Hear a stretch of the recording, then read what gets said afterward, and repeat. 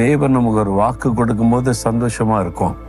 ஆனா நிறைவேற தாமதிக்கும் போது நம்முடைய உள்ளம் சோர்ந்து விடும். ஐயோ, நான் ஆண்டவர் வாக்கு கொடுத்தார், ஒன்றும் நடக்கலையே, உண்மையாய் ஆண்டவர் இந்த வாக்கு தத்தத்தை எனக்கு தந்தாரா அப்படிலாம் கேள்வி உள்ளத்தில் எழும்பிவிடும்.